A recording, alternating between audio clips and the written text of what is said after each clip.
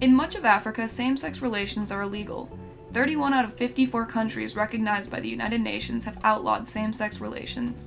One of these countries includes Cameroon, an ethnically diverse country that borders Nigeria.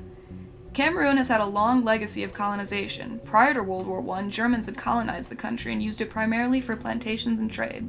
During World War I, the French and British took over the country and split it into 10 regions, 8 ruled by French customs and 2 ruled by British customs. This version of Cameroon is the one in which Alice Nkom grew up.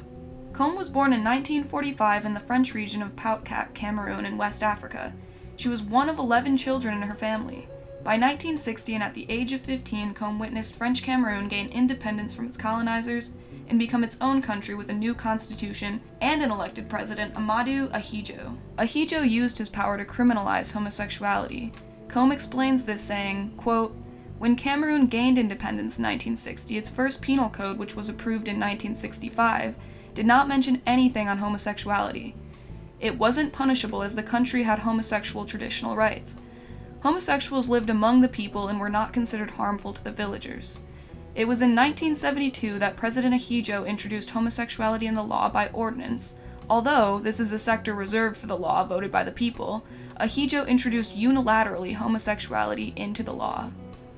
By 1972, when the laws against homosexuality were being passed, Nkom had already attended and graduated from the University of Toulouse in France and the Federal University of Cameroon. At 24, she became Cameroon's first female attorney.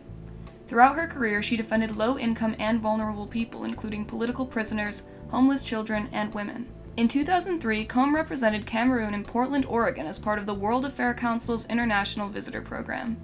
She says the experience broadened her understanding of participatory democracy, community engagement, and youth involvement in politics.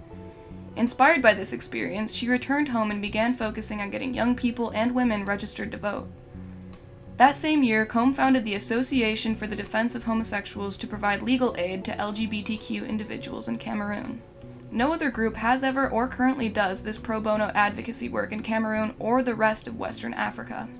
By 2005, her prominence was beginning to rise, with one of her most famous cases taking place that year when she defended the Yaoundé 11, a group of men arrested during a raid on a gay bar in Cameroon's capital city.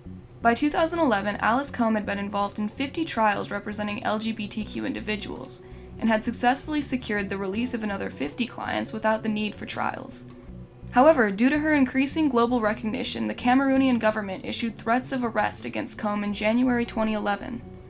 However, she was never arrested, and she attributes her freedom to the support she received from the international community. More recently, Amnesty International awarded Nkom in 2014 with its Human Rights Award for her work in Cameroon, and in 2015 she was awarded the Central African Shield Award for her advocacy. Despite being 78 years old, Nkom is still working as a lawyer in Cameroon and continues to advocate for LGBTQ people and better democracy in the country. In a recent 2023 interview, Nkom said, quote, "We, the elders, must relentlessly train the youth in democratic ways, teach them to respect humanistic values, and make sure that this is translated into concrete action. Let us prepare for the future so that future elections will finally respect the real choice of voters. Otherwise, nothing will change. The cloak of impunity worn by politicians will not fall."